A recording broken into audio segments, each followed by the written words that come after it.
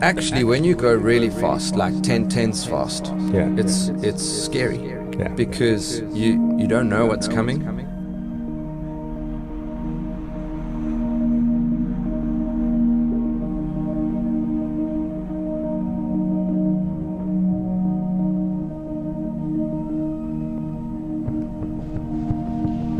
If I'm stuck and I need to do a tight turn, I want to be able to just drop it and spin around and just wheel spin out of there through first, second, third, and into fourth gear. And if you want to wheel spin into fourth gear, you need a lot of power. You literally have the best drivers from around the world all gravitating to one circuit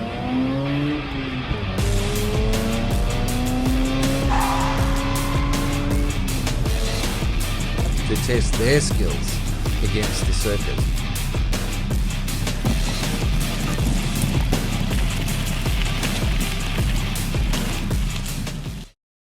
So I think the myth is in order to go fast, you have to really hammer down on your car. I probably started honing my skills from the first. I enjoy racing and I love going fast and I want to float a car through a corner, and racing is all consuming, right? If you want to be the best, I literally get goosebumps thinking about it and how you can literally almost change someone's life. And maybe it becomes that sort of pivotal moment where they go, wow. You were friends with Sabine Schmidt. Yeah. I mean, she would come to me afterwards and say, like, Ant, we've got to tone it back just a notch. Come jump in my helicopter. And so I jumped into a helicopter and just the two of us did a lap of the Nordschleife. And if you can imagine, she was crazy behind the wheel. She was crazy in a helicopter as well. And then in the racing world, who do you look up to if you have to choose someone, the ultimate end goal? Toys. At some point, you start wondering, can I turn this into something more? I think you need to be a risk taker if you're going to be entrepreneurial. If you want to get somewhere, what are you putting in now to get there? What's next for you? What's next now? Hey guys, as you may have noticed, we've put a lot of effort into this podcast to get it as perfect as we can for you, the viewer. But the problem is, most people that watch podcasts are not subscribed to the actual channel itself. So do yourself a favor, click on the subscribe below, click on the bell below so that you will always be notified when a new podcast episode comes out. We will be airing the podcast episodes every second Monday at 7 p.m. So thank you for taking the time out to subscribe and enjoy this podcast.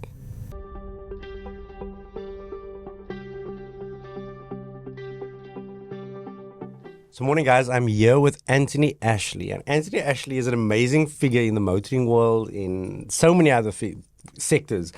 And I met Antony 2-3 weeks ago, and little is known about that this man was the main driver for the Nürburgring taxi. He won the VLN race at the Nürburgring.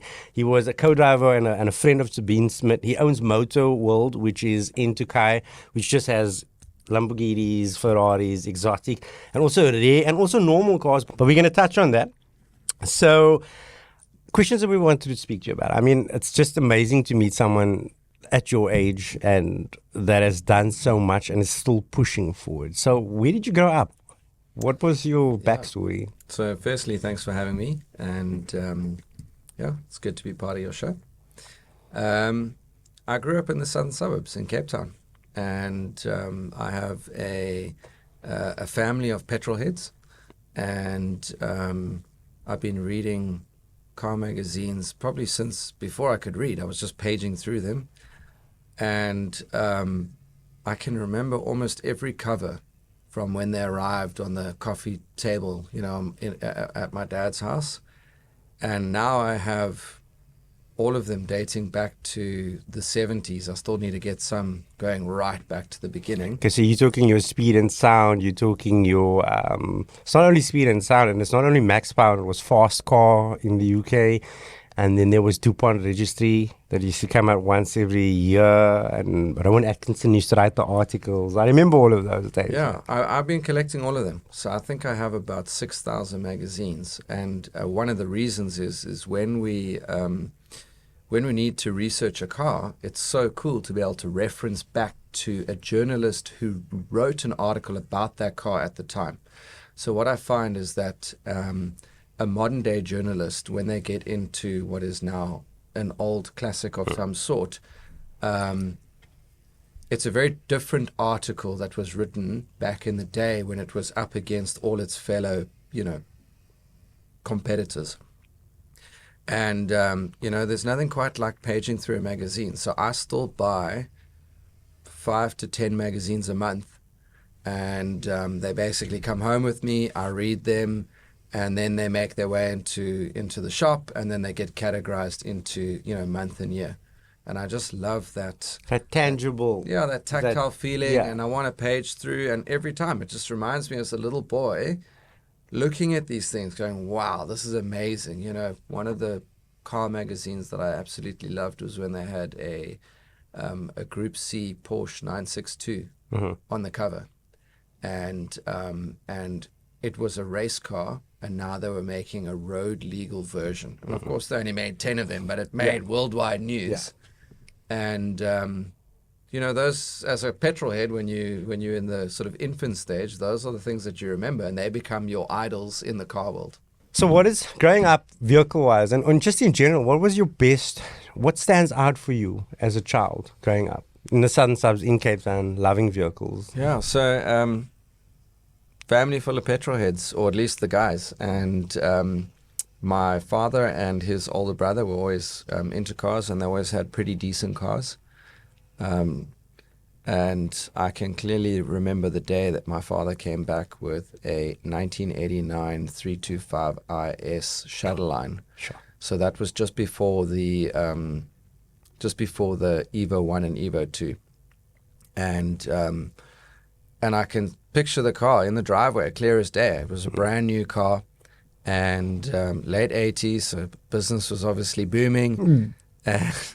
And in the boot was some airbox that you had to fit, because BMW couldn't do that, and it was all part of Group N racing in those days. And that was the real big heyday of South Africa and its racing series, and where South Africa released all these limited edition models so that they could go racing. Yeah, the GTV and all of those. Yeah. So, and my father also had an Alfa Romeo Junior. It's my dream car, by the way. Yeah. So, that sort of passion was instilled into us little boys, from a young age. And, I think at some point you start wondering, can I turn this into something more? And I don't like to just talk about things. I want to do it, right? So I probably decided in my early 20s, okay, let's do something in cars. I was going to ask you, what was the turning point where you decided, I love this, I want to live this? What was the turning point? So, after studying, and I did marketing and brand communications at AAA School of Advertising in town. Yeah. And that was interesting. And my father said, you better go and study now after school, because he knew if I went overseas, I'd never come home, or I'd never go and study. So I was somewhat forced into it, and I enjoyed it. But afterwards, and this was 2003 or 4, the advertising industry wasn't doing so well. It was quite hard for guys to and girls to get jobs back then. And then some of them started getting a few jobs, and I was looking at this thinking, I don't know if I'm cut out for the corporate world. I don't really want to be assigned to, cherub nappies and have to work on some key account that I have no interest in. And I sort of fell into a small partnership of starting a car rental company. And we kicked that off, and before you knew it, it started making money, and we enjoyed it. And from there, I couldn't look back. Okay, so this was the car rental, and then what was and we're going to touch on the Nurburgring and Europe and all that. What was the point where you decided you were going to get on a plane, leave South Africa, and go to Germany or Europe? Yeah, so on the car rental side, we specialized in luxury cars. And in those days, you could get up to an E-Class with Avis. So there wasn't, you couldn't hire an S-Class Mercedes. There weren't Porsche Boxsters and Jaguar F-Types. An E-Class was sort of the top level. So what we would do is we would go and buy our bread and butter vehicles, which was a Mercedes S-Class or a BMW X5, and we would rent them out to dignitaries and doctors and high-end tourists that were going to Camps Bay.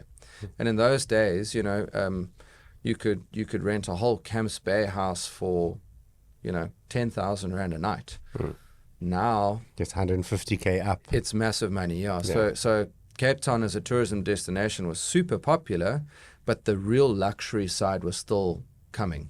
And that was even pre the one and only being built at the waterfront.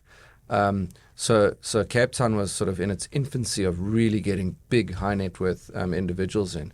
And what we found is that you rented the S-Class to a businessman during the week, and then he rang you up on Friday afternoon, and he said, listen, I now want a convertible, and can you get me a Ferrari? And we didn't have a Ferrari. We couldn't afford a Ferrari. And if we could finance one, we didn't have enough bookings to warrant paying a monthly installment. So we would effectively knock on doors, and we would go and find suppliers and in turn give them a daily or a monthly return on their cars. And, the pitch was pretty simple. It was like, hey, nice Ferrari 458 Italia. How about I turn that from a liability into an asset? And all of a sudden the guy was earning 20,000 Rand a day. And people were willing to give their Ferraris. Surprisingly so.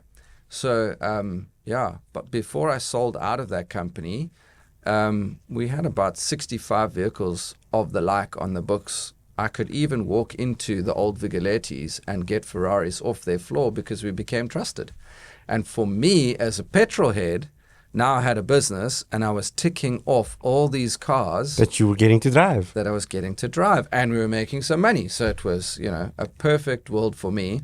But the car rental business is all consuming, and hotels are open 7 days a week. And season your holiday times is gone, and yeah. So I just I kind of figured a lot out about myself and about the industry and about the company, and there just came a time when it was time to sell out. And so when I sold out, I was in a limbo phase, and I was tired, and I was fatigued, and I was run down, and I spent 3 weeks lying on my couch, literally watching movies until my mates picked me up and said, "Come on, Antony, it's time to go out again." And that was sort of downtime that I needed to start plotting the next move. And it was a while before I decided that I wanted to go to Europe. Things kind of fell in place for that as well. When you went over to Europe, did you have the job lined up on the Nürburgring, or did you go over there and then secure the job? So I came across a car rental company called RSR Nürburg, and I had a look at their website, and I had just come out of the car rental industry, and I looked at the website and thought, man, I'm like 3 or 4 years ahead of these guys, and they're based at the Nürburgring. Like, how can that be possible? Surely they should be at the forefront. And I just sent them an email and said, look, this is who I am. This is what I see. And is there potential for me to come over and work with you? And a very short email said, yeah, sounds like a great fit, but you should come over and meet me. So I booked a ticket. Well, that's Ron Simmons, obviously, that you met. Yeah. So I flew over, and I spent 2 weeks with Ron and his team. And he said, well, cool. So when can you come back? So I came back, and I sorted out my visa, and I ended up living there for 5 years. God, so that's insane. It's from sending an email to going over to the Nürburgring. But the thing that I wanted to say to you is, life is about chances and taking risks. And you're obviously taking a massive risk coming from something in South Africa and then going over to Europe where it's a totally different language, meeting people that you don't know. I mean, you had a business partner here that was trustworthy. You don't know Ron Simmons from anything. You could go over there and completely be annihilated that side. For me, discipline and motivation is a big thing. have you always been like that, or is it as you grew older that you found those strengths? I think you need to be a risk taker if you're going to be entrepreneurial, and certainly if you're going to be some level of businessman. There's always an element of risk, and you've obviously got to want it. And sometimes I find that you have to force it. If you want to get something, go in wholeheartedly and take it. If you stand back and you don't put all of your effort in, then you're probably not going to get that, desired result that you want. And so for me to go and live in Europe, it's kind of like lots of guys who would have finished school or college and then gone to live in the UK. Yeah, everybody did it. And everybody did it, and maybe they got jobs as a barman or a waitress, or if they were lucky, in their field straight away. But it was hard for everyone because they were out of their, comfort zone. They didn't have a family network and friends around them. And so it was the same for me. And the thing about the Nürburgring that makes it maybe a bit more tough is that it's all about cars and racing, and there's no social aspect there. There's no nightclubs. There's no big party scene. There's no socialization out of school. And, when you're in Cape Town, that's what you do. You work hard, you play hard. And obviously, if you've got a lot of friends and family, that forms a big part of your life. Now you go over there, and that isn't there. Plus, you need to make ends meet. You want to tick the boxes. So what do? You plow all your energy into work.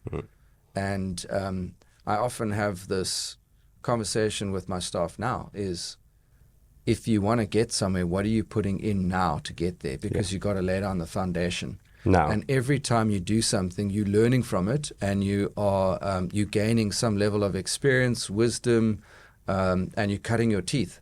And working with Ron, we started off with a very small team, and I had a vision of what I wanted to do within that company, and it meant that we were working a minimum of 100-hour weeks. And we were working 7 days a week. And you have this, and I'd come from the tourism industry, so I knew what it meant when you have these off seasons in winter. In winter, I was so used to going into the overdraft and really hoping and praying that tourists are going to start flying back sooner so that we could, come back to those highs of January and December. Now at the Nürburgring, you've got a much bigger window to make money because you can do it between March and sort of October. So your downtime isn't as big, but it's the Mecca, right? It's the Mecca of vehicle, It's of course. the Disneyland. It's the one that everyone wants to do. So you have this huge captive audience from around the world where petrolheads like us all want to get there. Yeah. And you get every level of petrolhead coming there. I mean, it's 21 kilometers of probably the most grueling raceway that you will probably ever find. I mean, you obviously should know that, like, Jackie Stewart called it a death trap because Niki Lauda, the big infamous accident of Niki Lauda's face being burnt, was at the Nürburgring. And that is when the ring was no longer allowed to be part of the Formula One racetrack because it's a grueling track. I mean, you look at some of it, you get guys that are seasoned racers, and one lap around the Nürburgring and they're spinning their cars off. I mean, it's completely... And I watched some of your racing videos of how you go around it and the controlled, because a lot of people, when they race, the whole idea is flat out all the time. And they just flat out, you go into this corner as fast as possible, not anticipating the second and the third corner of that, and obviously body roll and the dynamics of your vehicle shifting the weight over. So they come into hard, body rolls there, they're going to understeer or oversteer into the next corner. And I watched, like, when you were driving the GTR, and I watched when you were driving the Porsche, and how controlled you are. So this corner you're taking now, you're actually anticipating the vehicle dynamic for the corner afterwards and how the vehicle's going to exit and enter into there. And that's an integral part of learning to drive. Every guy that's got a Honda or M3 believes that he's the next Michael Schumacher, but controlled racing line driving is actually fighting against always wanting to be at flat foot. So I think the myth is, in order to go fast, you have to really hammer down on your car. And certainly when you're younger, mechanical sympathy is something that doesn't exist. Most teenagers come early teens don't understand, and I certainly didn't. I've got a 20-year-old son. I didn't understand it. My first inverted commas fast car was a 1984 Alfa Romeo GDV 6 2.5, and I modified the heck out of that. and probably developed quite a bad trait, which is when something breaks, you have to hop it up. You have to modify it further. And so that car just got more and more modified. And I, ran through second gear synchros, and I broke the clutch and to the point that it spent more time at a Tulsud in town with Tony and George when they were still together than it did in my own garage. And when I got to the ring, now you literally have the best drivers from around the world all gravitating to one circuit to test their skills against the circuit. And it's a sink or swim environment, and it's hard. So I was going to ask you, were you a good driver? Do you consider yourself a good driver before you got to the Nürburgring, or did you actually hone your skill at the Nürburgring? I probably started honing my skills from the first time my parents put me in a walking ring. Okay. Ever since I could get onto something with a motor or wheels, it was like foundation. So growing up, it was always motorbikes, go-karts, anything that could move.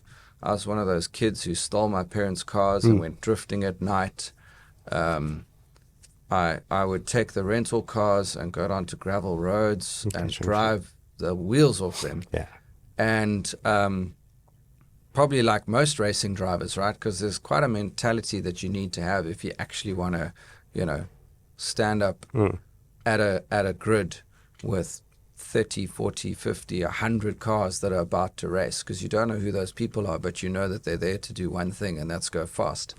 So yeah, it was certainly getting thrown in the deep end. I knew that I had a good baseline of talent, but as any sports person will tell you, talent is just one aspect. It's one aspect. You gotta throw all the experience and the hard lessons behind. So when I went there, I formulated a plan as to how I was going to become good on the Nordschleife, and it took me about a year to really put that all into context. I bought as many books as I could, and I did as much research as I could. I studied all the corners.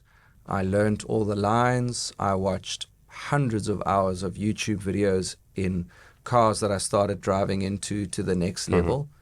I cycled around the racetrack on a bicycle. I watched people drive, from industry pool drivers busy testing at the time the latest M3, M4 out to come. I watched the racing. I sat with quite a few like pro pilots, and studied their driving habits. And then of course I had Ron Simons, who was a veteran at all of this. And we would share a glass of wine in the evenings, and I would pick his brain and pick his brain. Yeah. And I kind of took all of this and I downloaded it and shuffled it around into my own IP, and then developed my speed on the Nordschleife. And it's a super daunting place to go fast, because the track's so dangerous and there's so many blind 80% of the corners are blind on the Nordschleife. So actually, when you go really fast, like 10/10ths fast, it's scary. Yeah. Because you don't know what's coming, and if you're not going to go that fast, then you'll get left behind. Whereas if you go fast on a normal, traditional, let's say F1 type circuit, it's a lot more enjoyable, in that you're floating with the cars, what's coming up, and it's less daunting. How were you received coming there as a young South African boy, and then also starting to set records and starting to win and instructing them? So you're a nobody. That's the simple truth. And nobody needs to respect you, because day in and day out, literally the world's best drivers are arriving there. So my perspective was, if I can go racing, that's a benefit, but I'm here to grow this company and make sure that I can deliver results. And that's always been my preference over racing. So I enjoy racing and I love going fast, and I want to float a car through a corner, but all of the business behind it is more important to me.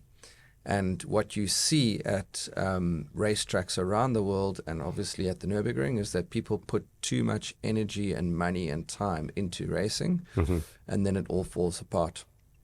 And racing is all consuming, right? If you want to be the best, and let's take Max Verstappen as an example, right? He's all about racing. There's when you watch him on TV, there's almost nothing else that you're interested in other than his racing. And he doesn't talk about anything. He doesn't want to be part of the Netflix special, nothing. Exactly, because he's so focused. And I found that a lot of guys would go to circuits and go to the ring and to Spa and these other tracks in Europe that are big mega tracks that you want to tick off these big boxes, but there was too much on the line, and so you would see them for a season and then you wouldn't see them next season. And that's why they say racing is a rich man's sport. And unless you got long term and plenty of zeros in the bank with more coming in, you're going to have a short finite time racing, and cars are expensive to run. So for me, it's always been a benefit of being in the industry, but I want to put the businesses first, and I want to make sure that they succeed. And if the racing or the driving aspect benefits the business, however that may be, then you put time and money into it. It becomes a poster for the business, or it becomes a marketing tool for the business. So if you think back to when you had your first car, you put everything into it, right? You were still living at home, so you didn't have rent and expenses, and all your money went into your car. Now you get into your 30s, 40s, and 50s, you do the same thing with a family, can be a big problem. Still, yeah. You have to have a really high level of discipline, and I'll say this to you, you are at a point in your life now where you could race. You could literally start a race team and race and put the money behind it, and you, being a petrolhead and coming from it, you really love it.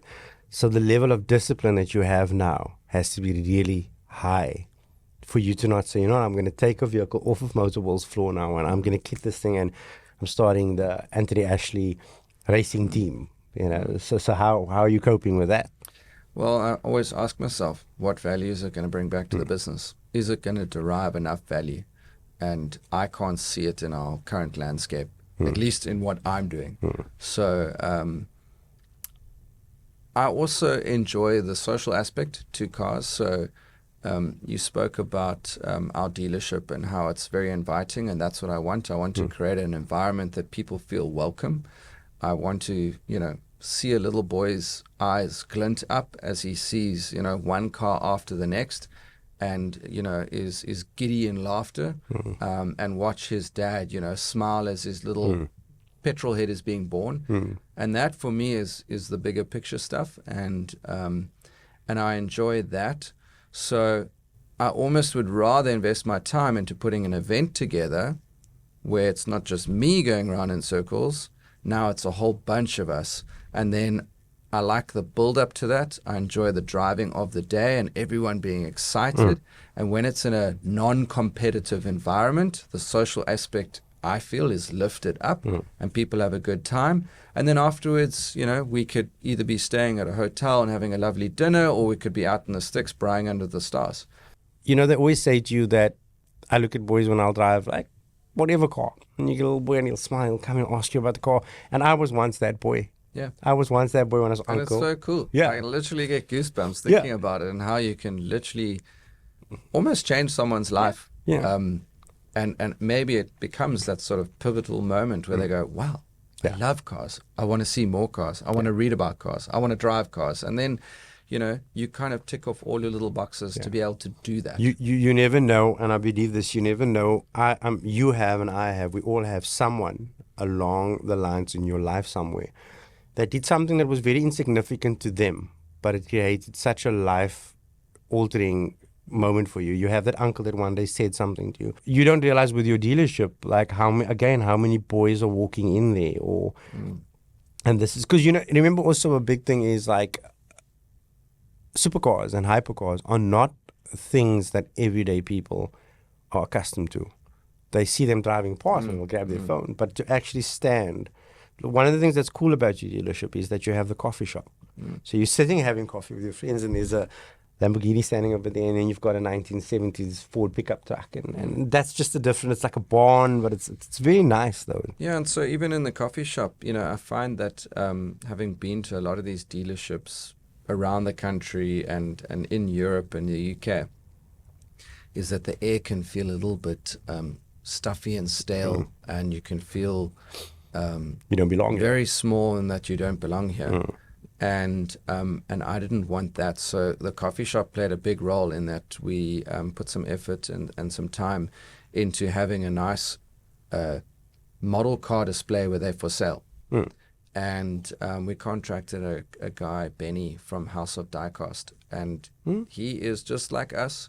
He is super passionate about cars, except his are 1 to 43 scale.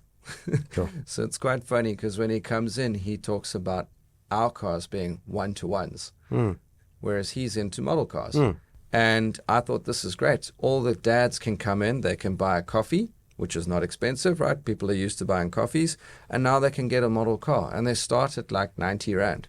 So now all of a sudden, dad can come into a cool space with a dealership, have a look at some cool cars, and for less than $200, he's in and out there, and his kids had a great time with a little model. That is a very interesting marketing tactic. And where I discovered that 15 years ago, I read about that. So you look at Prada and Louis Vuitton, right? So a Prada dress is going to cost you 100K.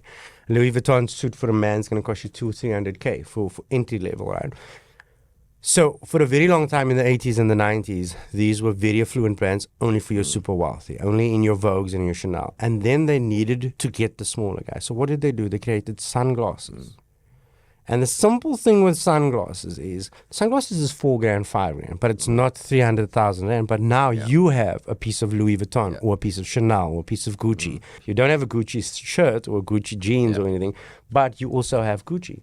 So that you're doing is like, yes, everybody that comes, they can't buy a Lamborghini or a Ferrari or whatever car, but he walks out there feeling like, I'm part of this. I got my car, I got my little thing. I was there, I was chilling with the guys, and you never know. A guy that you deal with today, 10 years down the line, he's going to be a guy that's going to buy 3 cars, 5 cars. Absolutely. And we want to try and have enough of an offering that we can take spend out of our customer on various levels. So if the guy feels welcome and he comes to buy a coffee in a little model car, and what we actually found out is that most men are still kids, and more men are buying model cars for themselves than actually the little kids. And I mean, I certainly buy quite a few because they go to my kids. We always want to make sure that we can increase the spend of our customer with us by giving more offerings. And so, it's one of the reasons why if you're going to sell really expensive cars that nobody needs, right? Nobody needs to have a Ferrari. It's a nice want. It's not a need. But that same guy could walk away just as happy with a smile on his face with a T-shirt. So it's a marketing tool. Marketing is such a, you cement yourself. If I bought a nice model car, every time I drive past, I'm going to be like, let me pop in. So we've got a good flow of people coming through the building, which is what we enjoy. And we're very welcoming. And now we run several businesses out of that building. So we've got Moto Village, where we are, selling anything from a collectible car valued at 200,000 Rand to something, pretty expensive at, 12 million Rand. That in itself is a very busy company, and it's a great market at the moment to be trading in, especially when you're selling someone what we deem to be an investment grade vehicle. So something that is appreciating in value. Before that, I started our shipping company, which is Freight Factory, and we move a lot of high-end metal around the world for discerning collectors, South Africans emigrating. We don't do as much immigration as we used to pre-COVID. I think people have realized that the grass is pretty green here. Yeah, grass is really green here. It's pretty good here. It's a whole other discussion. We probably have more sales than we've ever had to foreigners coming to live in Cape Town than we've had in the past. We're certainly helping South Africans who moved abroad to come back here with their vehicles and their goods. And it's fantastic to see. I mean, it makes me feel extra patriotic about our country. And if you have a shipping company and you know how to do that, you've developed that IP and that sort of awareness of how shipping companies operate, I could live in any place in the world that has a port and start another one. And I always ask our really wealthy clients, guys that have got like 10 plus cars and they're high-end cars, I say, you could live anywhere in the world. Why do you want to live here? and they all have a very similar answer, and that's that the quality of life is exceptional here. The cost of living compared to Europe is much lower, and so the value here is really good. Your bang for buck here is really good. And then, of course, you can throw in our culture. Yeah. You know, we want to support the Springboks. We want to get behind our nation like that. We want to have a braai. You know, our red meat is cheap here. Yeah. It's in abundance in comparison to, you know, Europe. And then, of course, it's beautiful. You know, It is beautiful. You know, like even if you travel out of the Cape Town and you travel out of the Western Cape and you travel to the rest of South Africa, and I know there's probably Joburg people and KZN people watching, it does not compare to, you know, in one day or one weekend, if I throw the family in a vehicle, I can go from ocean to vineyard to mountain to snow to, the list is endless, to desert to Drakens to, Cedarburg. You have this vast array. So on weekends, we are so spoiled for choice. And that is why, being as a Cape Townian, I wouldn't swap it for anything. I know there's the safety and the security issue with it, but yeah. The one thing I wanted to ask you was, there's quite a bit more, is you were friends with Sabine Schmidt. Yeah. How did that happen? So, you know, at the ring, Sabine is the halo figure. Yeah. She is the most famous. At the time that I was there, I mean, that was very big and popular on Top Gear, and she was doing a lot of work with them. And I think everyone was, you know, trying to get a slice of Sabine. And I looked at what our business was offering, and I thought, well, how can we bring Sabine into our business that's going to benefit the business? And so we were doing taxi laps in various cars, and what would happen is that we would run out of vehicles or run out of vehicles and drivers, and would need to outsource. And I thought, well, why outsource to the race team down the road? Yes, they can go fast. Yes, they've got the car. Why don't we set up an agreement with Sabine where we bring her to come and drive with our company and our customers? And Sabine was doing taxi laps at the time, but she had quite a lot on the go in terms of racing, doing Top Gear, running her guest houses and hotels. So she didn't really do much marketing for herself and deal with the customers. So for us to take that on board and basically alleviate it from her time, she was only too forthcoming to come and sign up with us. So all of a sudden, now we had the big hitter inside our business, who was driving with our clients and alongside us.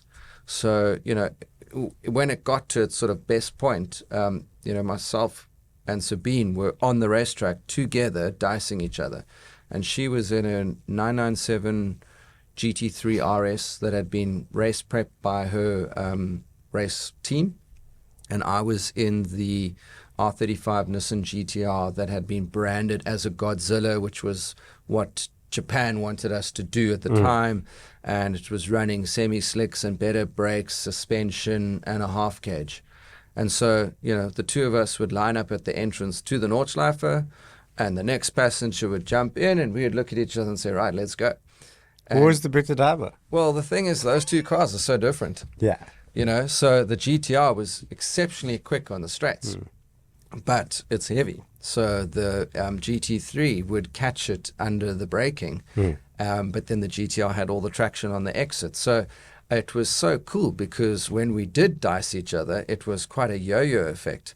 So that the passengers were getting the full experience. Yeah. And you we guys were were having just a like- great time.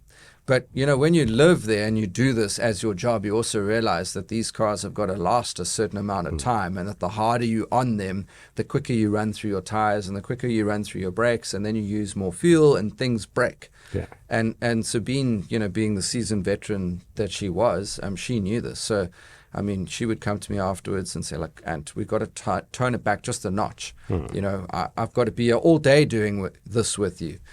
So we had a great relationship like that, and we certainly had awesome battles on track. And fortunately for me, you know, that work relationship wasn't only just on the driving. So I helped her with a lot of the sort of scripture and the writings that she did for magazines. And what I found is that, you know, Germans, contrary to let's say, South African belief. They actually have a great sense of humor, but sometimes that sense of humor works in a German way, which when you're living there, you start understanding, and it doesn't necessarily translate to an English world. So, I'd help her rewrite some of the articles that were going out to the press, and then it became let's make some more videos. So we started doing a lot of videos with Sabine and with some of our customers, and then we had vehicles coming in that we would do testing. And Sabine and I would go out to airfields and we'd simulate drag races that were either part of something that was going to go on Top Gear or videos that we had done. And then the relationship sort of moved on, where I would come to her farm, and they had what they called a Longhorn. What was it? It was a Longhorn saloon. And they imported a whole bunch of sort of pre-manufactured wood from a Canadian company that made this really cool hotel.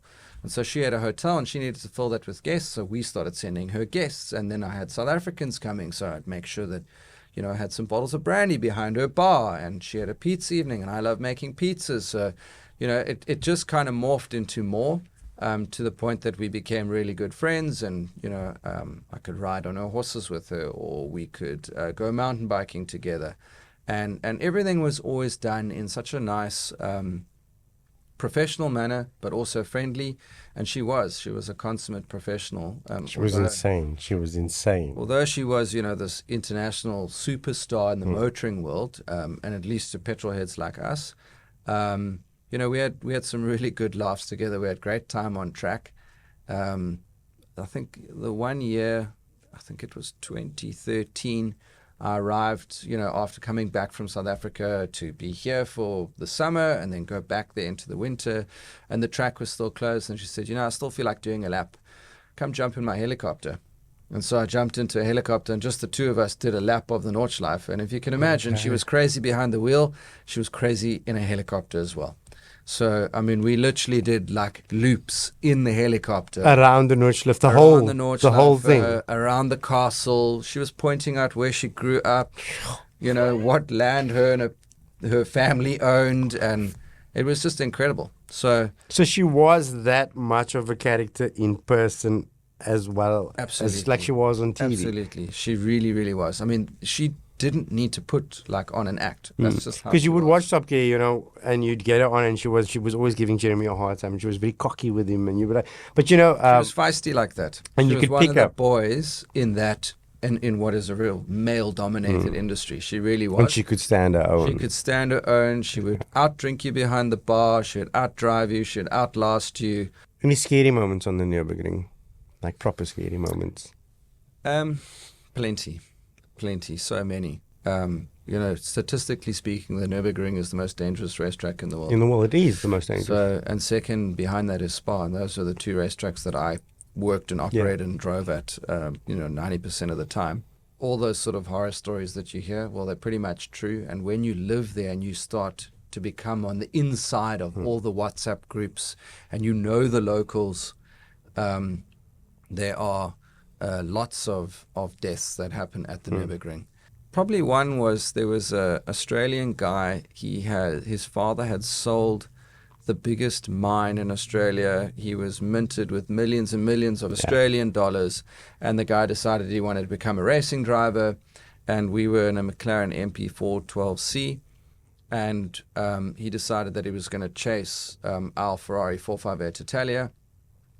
But I knew that the guy behind the wheel of the Ferrari was a GT3 racing driver from Italy, and that he knew the Nordschleife and that he could pedal. And so, now I'm sitting next to this guy and I'm teaching them a track, and I'm also teaching him how to drive.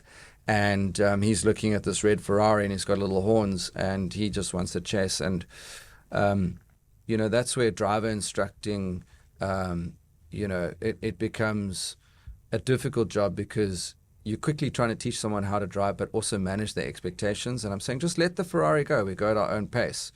But, if you do have racing mentality, you don't want to let that person get out of your sight. So he was pushing a little bit too hard. And unluckily for him, we were coming up the sort of back half of the racetrack, which is a fairly steep climb. Were you in the car? Yeah, I was in the car.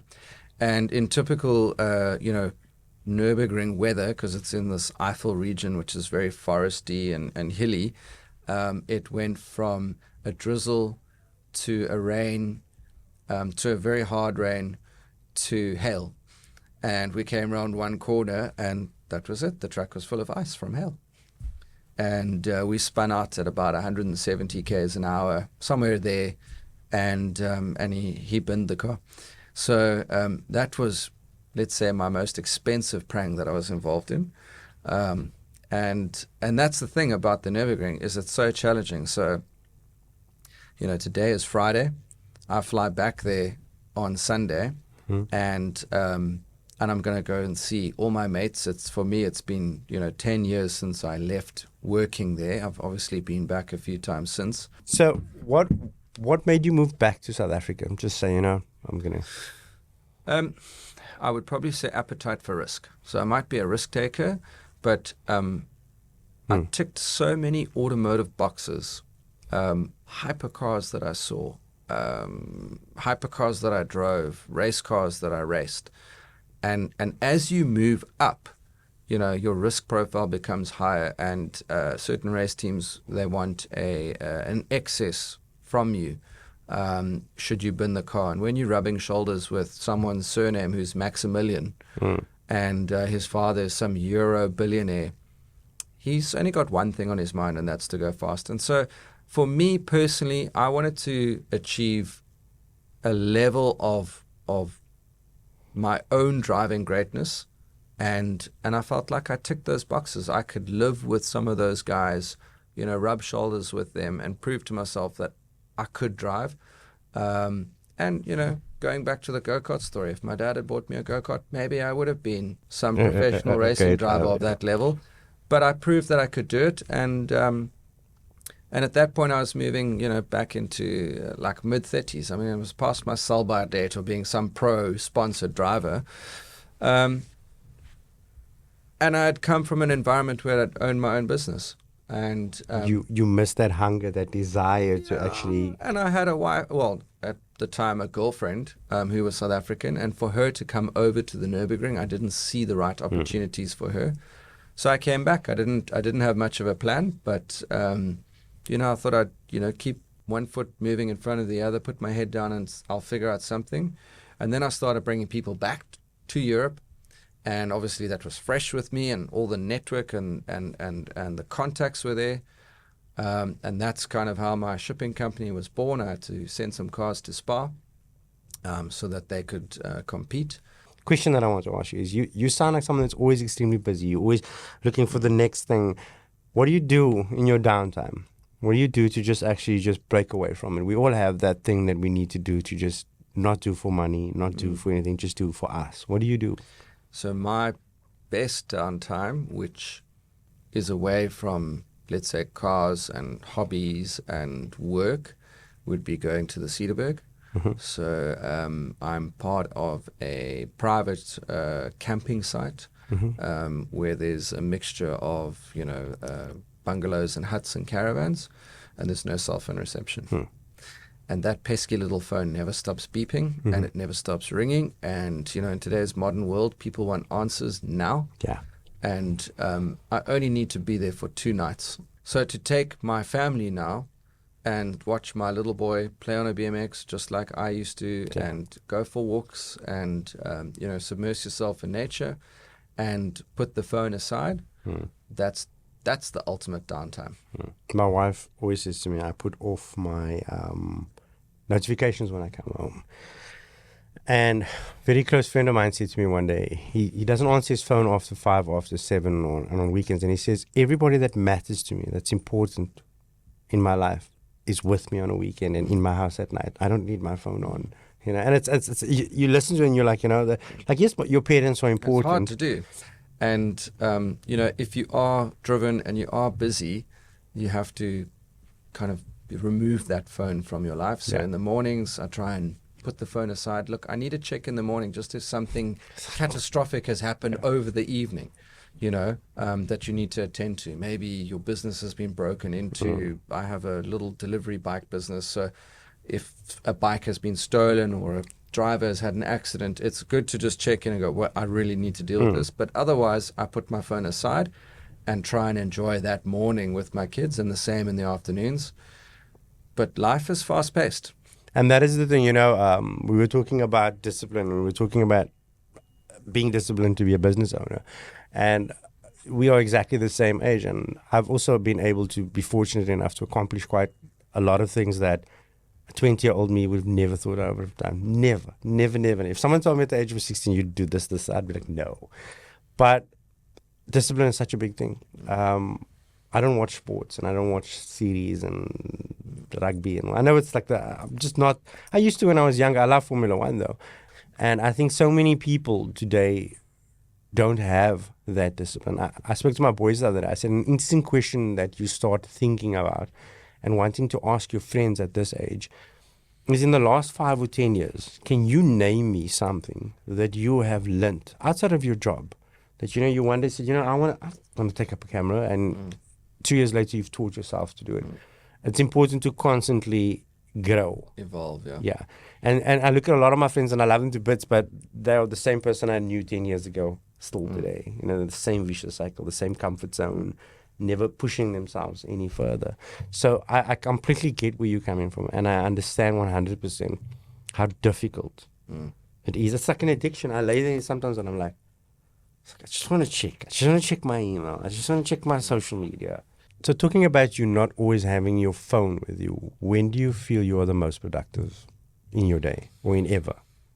I used to be the most productive in the mornings. So, when you used to wake up in the morning and there were no kids elbowing you in the head, or demanding that they're hungry and they need a baby Chino. And that used to be my productive time. You don't have YouTube playing in the background. Exactly. So, I suppose life's priorities and things shift. So I'm definitely a morning person in terms of my productivity, but there just isn't enough time for everything at the moment. So, I probably do a lot of my really good thinking after I've put the kids to bed. Maybe I've, just run through my phone and I've answered whoever I need to answer, and then I go into sort of a state of thought. And it's one of the things that I teach our staff is that, run through your day, have that to-do list that you want to check off things, but before you close your eyes, think about your day. Think about what worked, what didn't, what you still need to do, and effectively analyze and then visualize what you want to do the next day. Need to be here for this meeting, wanted to do that. And so never to rest on one's laurels, always to go forward and grow. And we always like that in all our businesses. We don't want to just have a product that people buy and then it becomes stale after a while. Yeah. We need to continuously evolve. We need to continuously adapt the marketing to the changing landscape, and energize new ideas and new ways of doing business. So we have quite a few strategy meetings with the various businesses and the various teams, and once a month we bring everyone together and we talk about these type of things. And that way you are going to continue to grow, you're going to push the boundaries as to being at the forefront, and you're going to be able to deliver that sort of customer service that people expect. And for me personally, I want to do new stuff. I don't want life to be stale. I want to challenge myself. I want to, not only come up with an idea, because coming up with an idea for some is the easy part. It's the implementation of that, and then turning it into something that actually makes money. That is the challenging part. And for me, that's very successful. And, if I go back to the cars, when people come in and they want to buy a classic car, some people don't understand what the ownership of a classic car is. And when you buy this old car, it's going to have faults, even if it's undergone some magical 100%. concourse restoration. And so I'm always trying to explain to people that it's an ownership experience where you personalize it. And that means that you have this small radius where you just drive away from your house and back, and now you have a snag list. Then you've got to work on that, right? And then you develop relationships with the guy that does the aircon, the guy that's going to service your car, the guy that's going to put specialist tires that maybe had to be imported in. And then it's the suspension guru who's going to set that up for you, and the engine guy that's, tuning these naturally aspirated carburetors for you. And so it's a passion project. It's a passion project, and sometimes that can take you years to get a car right. And when it is right, that's when you have that sweet moment on that small window. That small window where you're going through Chapman's Peak and everything's working well, and it's no longer spluttering between 2,500, 3,000 RPM. The radio is now working. The sunroof even opens and closes.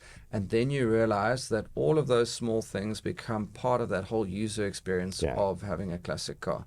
And so I take that that analogy and I apply it to the business, and I go, well, we're going to go through all these different motions, and we're going to have good days and bad days, but we need to have that objective and that goal and that end sort of sight. And even when we get there, we're going to then change the landscape again, but that's going to help us stay on our toes. It's going to keep it fresh, and I find that keeps our staff and myself at least motivated to always improve.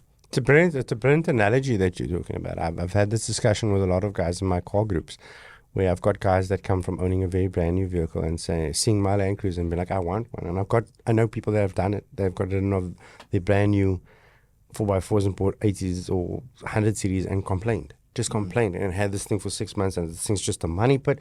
I hate this thing. I'm getting rid of it. I'm going back to buying a brand new car. And I'm trying to say, like, you may love 4x4 or you may like cars, but you're not a petrolhead. And there's nothing wrong with not being a petrolhead. I bought my Land Cruiser 9 months later. It was completely transformed. And that is every night in the driveway, up on jack stands, laying under it. During the daytime, popping in by that special guy that's going to tune the car a bit, picking up this little C-clip that I feel is going to go eventually, taking the radiator out, sending it away, those kind of things. And it's a journey. And today when I drive that vehicle, I love it more than any of my other cars.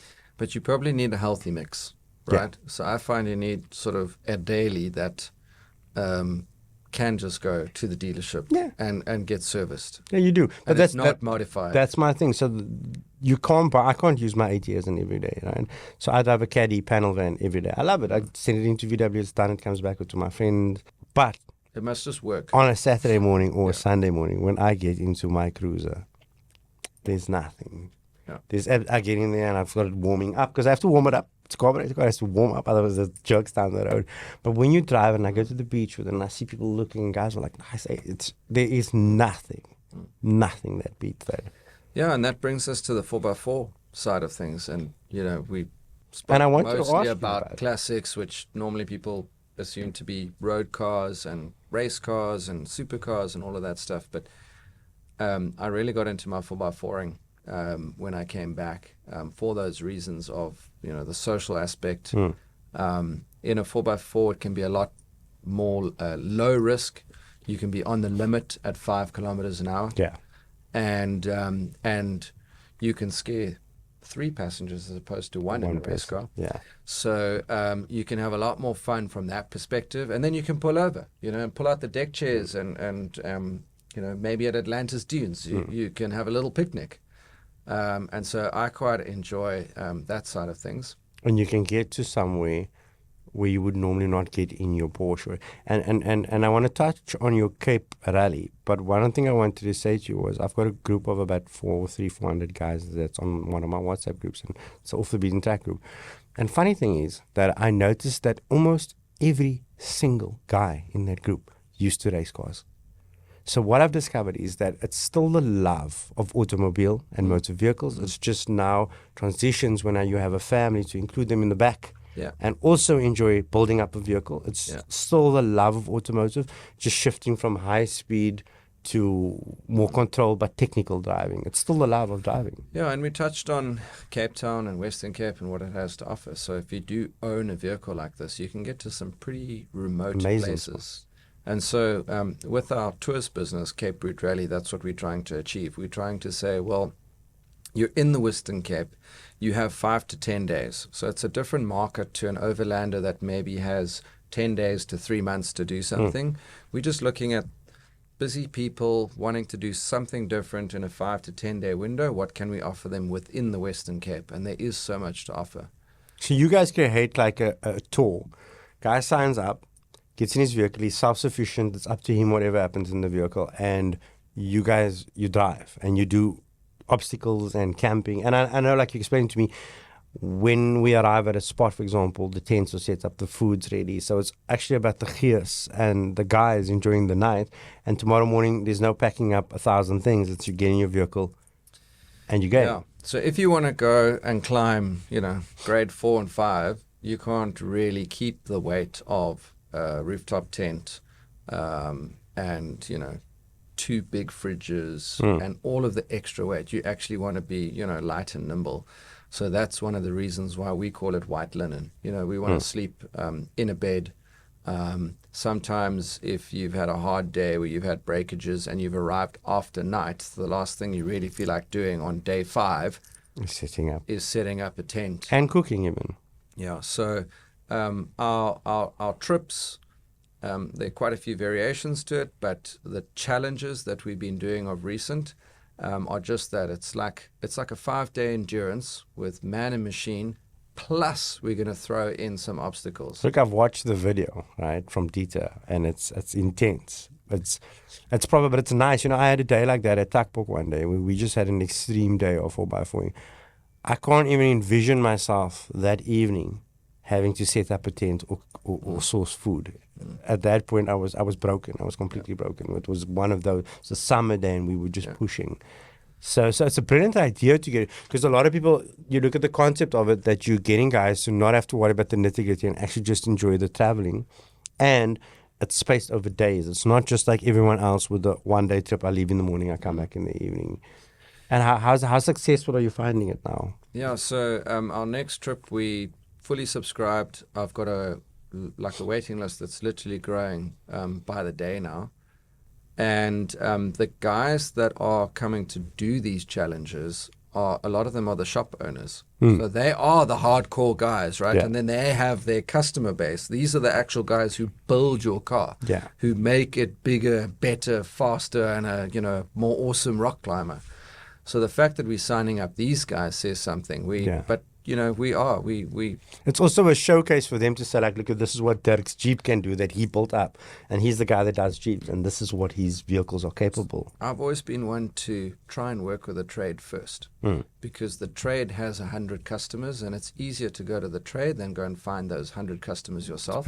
That's brilliant. Yeah. So when we bring on the shop owners, they invariably are going to, if they have a good time, word of mouth, promote our business and what we do. Every guy that comes into the shop is going to be like, you must watch this video, you need to see this video. And he's going to send it to his WhatsApp group with 300-400 people on. So that's sort of the early day adoption that we have. But also those guys are the most hardcore generally, right? Yeah. They're the ones who have gone out and cut their teeth, built a race car, built a 4x4, done all the challenges.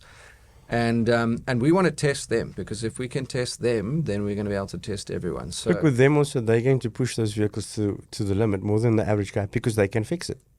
Yeah, and it's not always about pushing to the point of breaking something. And that's why we make them over a number of days. Is if you want to get your trophy at the end of it, and you want to be bonded to the group for the 5-day challenge, then you can't go and kill it on day 1. You've got to manage everything to be there on day 5.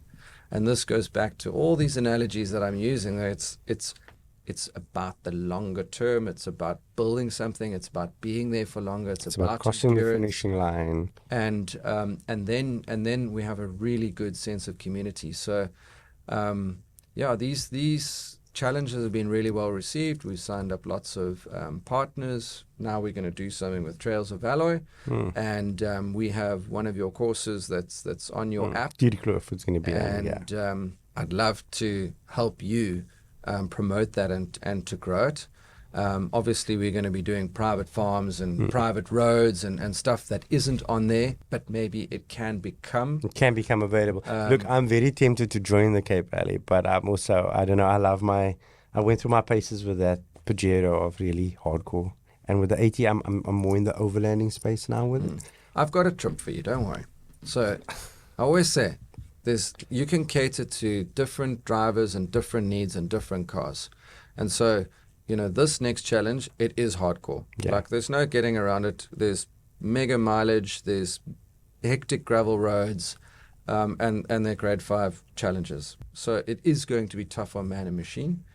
But we have another one. We've done it before a few times, and we call it the Desert and Diamonds Tour. And that's mostly dune work, and dunes is very light on your car. You use a bit of fuel, but you don't really break things in the dunes unless you go and jump over a dune and land on your nose. That one is not going to be deemed a challenge, and that's the kind of one where you can bring your kids with.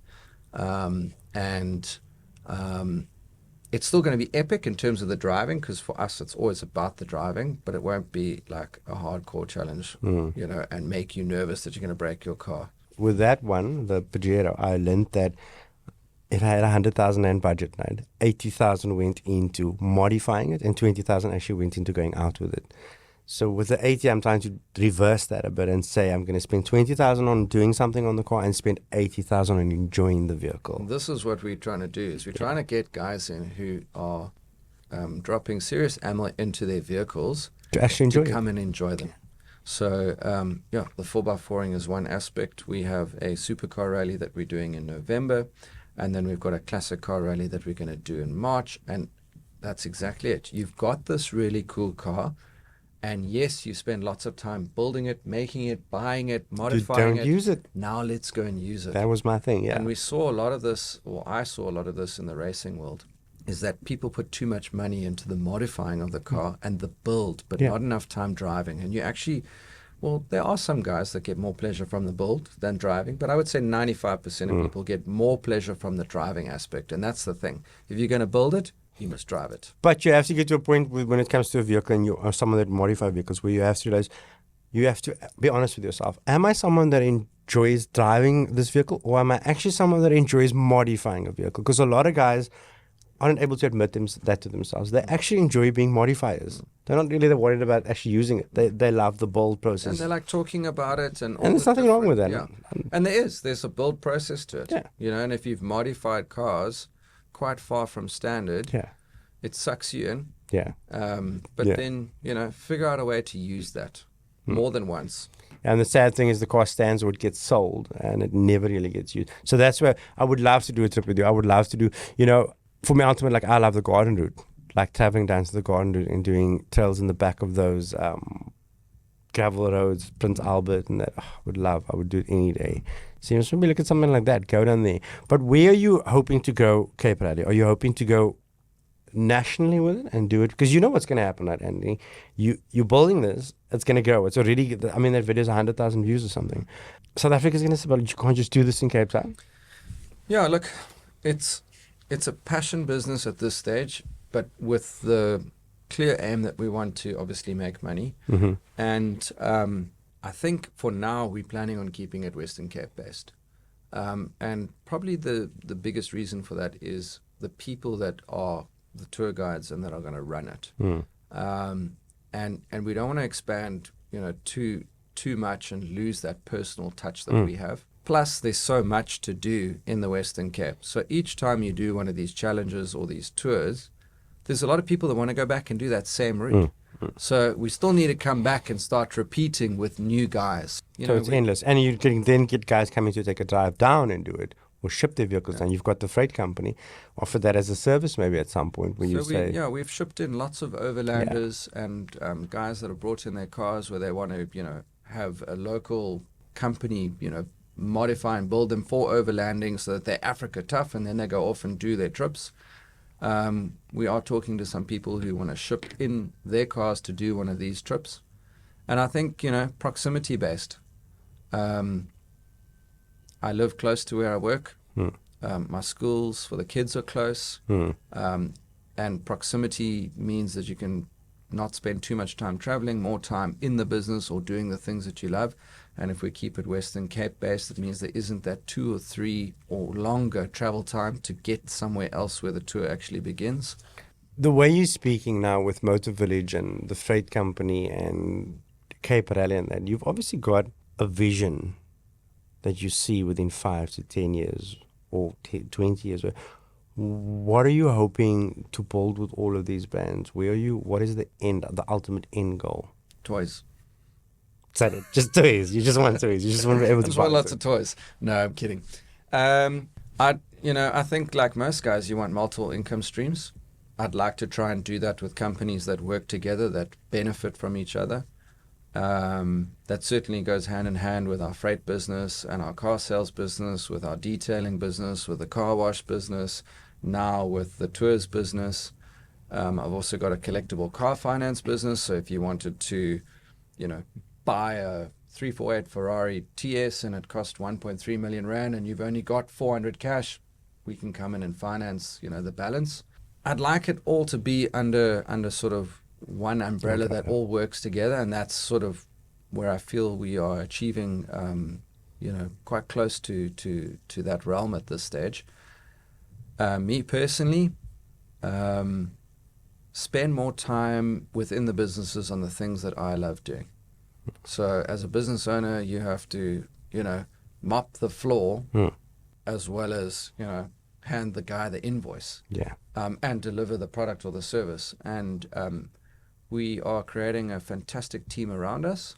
And if the team becomes efficient and motivated in all of the expertise needed to run a business, that allows me freedom. And I want freedom to create, I want freedom to build, and I want freedom in time to do these type of trips. And I feel like I'm getting pretty close. We've got momentum, and we've got foundation, and we've got cool things going on. So just keep moving that direction. So ultimately it would be to free up time and money so that you could just basically live more. Yeah, and my wife always says, like, but you're working. And I said, yeah, I know it seems like I'm just playing because it's with cars, but it's actually work. So if I go to work on a Saturday morning because the dealership's open and I want to talk to our regular customers that come through, yeah, I'm doing it because I love it and I enjoy it, but it's still work. It's still part of the bigger plan. And I want to, instill that passion into my kids. This morning, my daughter was watching the Olympics and she asked, why is that gymnast crying on the podium? And I said to her, well, it's because she became the best gymnast in her preschool. Then she became the best gymnast in her junior school. Whilst she was doing all of that, she became the best gymnast in her little hometown. Then she became the best gymnast in her country. Then she became the best gymnast in Europe, then in America, then in the world. And now she's at the Olympics, the best gymnast. She's dedicated her whole life to this, all of her energy, all of her time, and all of that is overwhelming on the podium. And that rush of emotions means that she is crying from joy, pure happiness, and probably also relief that she's achieved the pinnacle. The pinnacle of performance. The pinnacle. And I said to my boys a while ago, if you, let's say you never get your dream job before you're 30, and you end up being a janitor or a cleaner at a company, be the best cleaner. Don't just be like, okay, be the best cleaner that you can. Be the best shop teller you can be. Be whatever you can, be the best, and you will get noticed. Hard work beats talent over and over and over. Yeah, and if you are the best at what you do, you will become successful in whatever shape or form. Gary Player, the golf player, has a famous saying that says, the harder you work, the luckier you get. Yeah. And a lot of people don't understand that. It's like always like, you're lucky, Antony. It's not luck, it's hard work. It's perseverance and it's hard work and it's again, I'm always big on the discipline thing. Like the discipline thing is probably the number one thing that separates highly successful individuals from average individuals is discipline. It's saying, no, this is enough. I need to do this now. I need to leave now. I need to sit with this now. So you're obviously very disciplined. And coming from a racing line, you have to be a very disciplined person. Probably could always be more disciplined. Yeah. I don't know. For me, it's just keep trying to move forward in that direction. You're going to have good days, you're going to have bad days, but get up, fix what broke yesterday and try and move forward. And going back to the analogy with the kids, I just want them to have a good time and create cool moments for them. And I'm not really one to only go out and eat at restaurants or do the more mundane things. I want to create my own vibe. I want to create my own environment that is fun. And a large portion of that is revolving around cars because it's what I know and it's what I've developed and I have a network in it. And that's cool. That's what I enjoy. And I just want to keep building on that. And so if I had to think long term, I'd love to have a RV in Europe with a trailer and a track car on the back. And for 3 months of the summer or 2 months, or if it's only 1 month, fly into Europe, have the family in the RV and just drive from racetrack to racetrack. And then put that car on the track and go do some laps. Again, that does go back to the scenario of, racetracks with one man going around in circles having fun, which is why you've got to have, the 4x4 aspect where you can do that around the Western Cape. And it'll be fun to have my kids with me and us to do, some form of road rally challenge. Something in that line. They're young at this stage. So, going to Atlantis is a big day out for a 2-year-old or a 5-year-old. Yeah. And you know what it's like. You're managing temperaments. Yeah. So I'm slowly but surely building it into them. And hopefully one day they, not necessarily follow in my footsteps, but can take their own little meanings out of what I'm doing and become their own little successful beings. Own little races. So your wife a car or petrolhead? You probably find that spouses of petrolheads, especially like if you're in the business, they don't really know what to hold on to. So the car's always being changed on such a regular basis. I've got to come home and test drive some car that a customer's dropped off that we've got to sell, or a car that, we're busy restoring or nearing the end of completion. So I'm almost never in the same car. I try and keep my wife's car for a certain amount of period before we sell it. So she doesn't really get attached to cars. She certainly enjoys cars, but not to the level that we do. We grew up dreaming of all of these things, and now you can try and put it into practice. I think the key there is just deliver a practical car that works for her. A mommy wagon. A mommy wagon that has ISOFIX. Yeah, this age does the car have ISOFIX? You know what about it? Does it have ISOFIX? Exactly, ISOFIX is key. Certainly before kids, she would accompany me on a lot more trips. I've had a vision for my Nissan Patrol for years now. And again, it goes back to that long-term game plan. And so my Patrol being turbocharged by my doing is going to suck a lot of fuel. And I want to go to Namibia and drive the dunes from Literate to Walvis Bay, which I've done in a naturally aspirated car, which used a lot of fuel. So in order to do it in my Patrol, which is heavier, thirstier, has a turbo, so it's definitely going to use more fuel. It's literally been years of modifying it in the right way that it's also going to be reliable.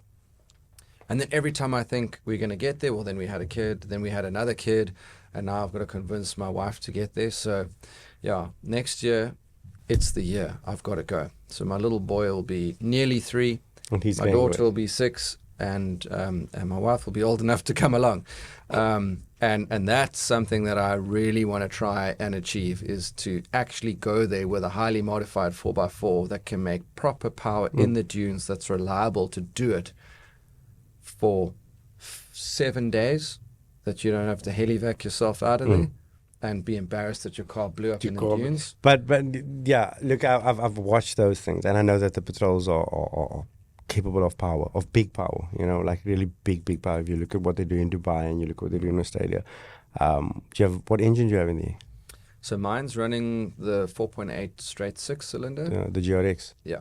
So, but with the turbo modifications it runs about 500 horsepower. So how come you never bought a real 4x4 though, like a Land Cruiser? So, I do have a Land Cruiser, just so you know. You got the 200? Yes. Okay, the mommy wagon. Yeah. Yeah. But I made my decision based on the mechanic that was close enough to me. What is he into, and do I like that car? And so my good friend Gerard, who runs G-Tech in Nürburgring, he's big into his patrols. And so for me, that's a 15, 20-minute drive. Yeah.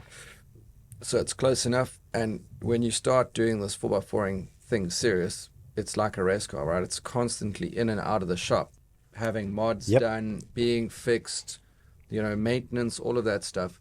And so a big part of my reason for the patrol was the fact that he was there, and then I have a trusted partner who I can, use for years to come. You're very right, because when I bought that silver Pajero, I basically was even thinking of moving to Brackenfell, because I spent so much time in Brackenfell and the northern suburbs, because when you want to work on a 4x4, a Pajero or a Land Cruiser, you have to go to the northern suburbs. There's nobody in the southern suburbs that's going to work on that thing properly. Another big factor is that a Nissan Patrol has a very playful chassis.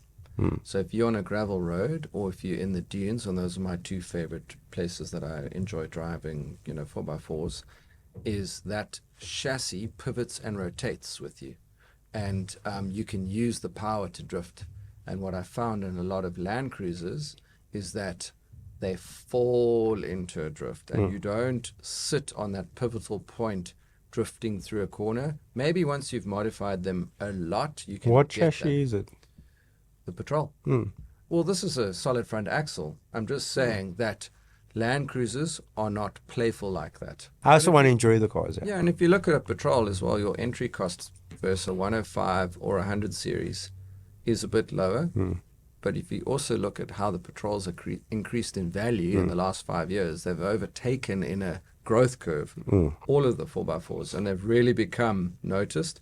And then they are the toughest. Look, they are noticed in Dubai and Europe and Australia and that. See, South Africa is a very Toyota-driven market, I know that the 4.8 GRX motor is capable of serious modifications without changing in internals. It's just like the GTR. You can go quite high in power without really having to rebuild the engine. A Land Cruiser is, I don't know, but reliability-wise, it's because after Toyota detunes the engines so that you're never pushing that vehicle at what it could be producing. So you're always going to get elongated kilometers versus many other brands that are always trying to push it to the peak of what a 2.4 can do, or what 3 liter can do. Well, those high compression, small cubic capacity motors are stretched in terms of performance. Exactly. Whereas if you take a big cubic capacity motor, there's no replacement for displacement. Exactly. It's always been there. And then in the racing world, who do you look up to? If you have to choose someone as a race car driver, who would it be and why? I've never been one to put celebrities or people up on big pedestals. So, growing up with a father that has watched literally every single F1 race since I can remember, and taped all of them from the onset. He was a massive Michael Schumacher fan, as was probably half the world at that stage. And I took my brother to the Spa Grand Prix, I think it was 2012, and we saw Schumacher race there for the last time when Nico Rosberg was his teammate, so just before Lewis came into the team. And it was so cool because at that stage I'd done hundreds of laps of that track, and I understood what cars were doing on certain sections of the track, and we got to watch Schumacher.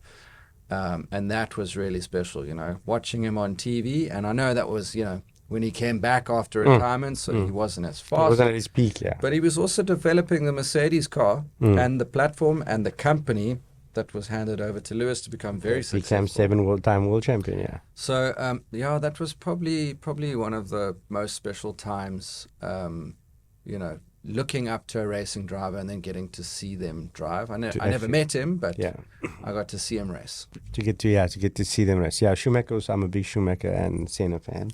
So I want to ask you, if you had to drive one car for the rest of your life, what car are you going to be driving and why? I used to say the Porsche 917-30 Can-Am racer from the 80s that Mark Donohue raced in the Can-Am series in America. And I have the 1:18 scale model of it, and that was the Porsche Audi collaboration where it had a flat 12 twin turbo making 1500 horsepower. And it's an out-and-out racer, and probably the only place you ever see that car in the real life is the Goodwood Festival of Speed and maybe one or two other events. That is like my ultimate race car. So that would be your daily if you had to choose one car. But you can't daily that. And I like the ability to drop a skid. If I'm stuck and I need to do a tight turn, I want to be able to just drop it and spin around and just wheel spin out of there through first, second, third, and into fourth gear. And if you want to wheel spin into fourth gear, you need a lot of power. So I think right now, if I could have a daily, and maybe it's not the best daily from a daily perspective, but certainly one car that I would be very happy driving every day would be a Ferrari F12. Okay, yeah, obviously. With a 6.5 liter V12. Yeah. Making 700 horsepower. Last of the good V12s made, and with a Novatic exhaust on there. It's definitely gonna have to have an exhaust, and then just an abundance of rear tires in the garage. Sure. If I could choose a car, you actually have the reason why I'll tell you actually have that car displayed. And mine would have to be in black. Right? Why black? Why? I just love with the gold wheels. No. Black just black. Did you see Nico, the watch guy's black one? No. You've watched that. He actually destroys that car. At your dealership, you've got my dream car. You've got the Lancia Delta Integral. Oh, yeah. Yeah, that's cool. That would be my daily if I could ever choose one. Who is and who has been, or is today, or is still alive, or is passed away, the most influential person in your life, and what have they taught you? I used to read a lot of those motivational type books. I enjoy reading biographies. So I probably have taken little snippets from all of those, worldwide famous type people, and sort of put them into my own little story and sort of spun the web that I think I can spin. But I was lucky enough to have a great upbringing. And I had a fantastic mom and dad, and I learned a lot of good lessons through them. And I probably learned the most from my father, who, always supported myself and my brother, but not in a overbearing, you must do this or else. He kind of left it up to us, so we had to self-motivate ourselves, and if we did that, then he would unlock the next little level for us. And so in a subtle way, I think he taught us a lot that way. And he also just has his own way. He does his own things that make him happy. So he's also into sound like you are. He's also into cars. And he developed a lifestyle that allowed him to enjoy that. And I think that's what I'm trying to do. What is my perfect lifestyle, right? And how can I make sure that I not fall into it, but how can I create that? To get to it. And that's what we're talking about. Go to Europe for a month of the year. Do these 4x4 trips. Have a cool car dealership. How do you sustain that, or how do you enable that lifestyle? So I'm trying to build this little foundation of things that make me happy and have that variance and tick those boxes all year round. Do you have a life motto? Do you have something that you live by? My staff will say, I always say, make a plan. Because people come to me with a problem and I say, well, make a plan. Like, how do you solve that, right? And a mistake is solved by a solution. And then the next one is get shit done. Because just plain and simple. Sometimes people get stuck, and it's just get it done. There's a way to do this. So you could probably combine those. But one step in front of the other every single day, try and improve momentum and vision, and it can fall in place. It's good. It's really good. Which piece of advice can you share with my audience in parting? Get busy living. We've got one life. Let's live it to the full. Take it to the max. Do what you love. Make it happen today. And tomorrow will just be ready for you to take it by the bull by the horns. If you've listened this far into the podcast, you're obviously enjoying what we're saying. And start now. Start now. Don't wait till tomorrow. do it now. I mean, I'll get out of bed at 3 o'clock in the morning and go turn the light on and pull out my laptop and my piece of paper and just start jotting down things and just get it done. No one's waiting for you. No one's going to do it for you. It's just you. And there's no excuses in life, right? It's only you. Just get it done. Just start. My mother used to say when I was young, when it came to cleaning the house or doing the chores, she always said to me, why leave for tomorrow what you can do today? And I say that to my staff. My staff want to leave it. I say to them, you don't leave it for tomorrow. You got hour left to it now. Tomorrow your day is easier. Tomorrow you can accomplish more. And the last question I want to ask you, what's next for you? What's next now in terms of life? And I know you've given us so much insight, but what's next? What's Antony actually going to be doing next? I want to get my kids into sport that we can all do together. And our family comes from quite a cycling background. Mm-hmm. I mean, I'd love to do motocross with my little boy, but I live in the southern suburbs and it's quite a way to travel. And again, proximity. So cycling works. It would be quite fun to get them into a few little cycling events followed by some races. And I occasionally do cycling races myself, mostly endurance or downhill mountain biking. So I myself want to get back into that and enjoy that sort of freedom of just crushing it down a mountain. And I think that through sport, you can learn so many valuable life lessons that are going to hold you in good stead for the rest of your life. And you're going to have those big ups and downs. You're going to have that crash that you got to pick yourself up the floor and dust yourself off and, get your head back in the game. And I'd really like my kids to go through that. And if it could be cycling, that'll be great. Maybe my daughter's got other plans and she just wants to do ballet. Well, mom can also take her to ballet, and then I'll take my little boy somewhere cycling. But some sort of activity that the whole family really enjoys. Yeah. Okay, thank you for your time and thank you for everything. It's been a brilliant chat. If you guys want to find out more about Moto Village, you can go visit them in Turkey. You're able to get a coffee like we were saying. Watch the Cape Rally YouTube video. It's intense. It's proper. And you want to see some of his Nürburgring races, they are on YouTube. You can actually be in the cockpit with him in a few cars. But thank you for your time and your patience and sitting down and talking to us and telling us about it. And I hope to see you at the Cape Rallies. And I live 5 minutes from Moto Village. I'm definitely going to pop in there more. Very welcoming place. And that's important. Like you said earlier on, as you walk into a lot of these high-end car dealerships and you don't feel welcome. I come in a taxi pencils like, and you walk in there, it's like coming in for a coffee. Nobody's looking at you twice. So well done on that. Well done on the achievements. And you are a true testament to hard work. It really pays off. So well done. Thanks. Thanks for having me. Pleasure. Cheers.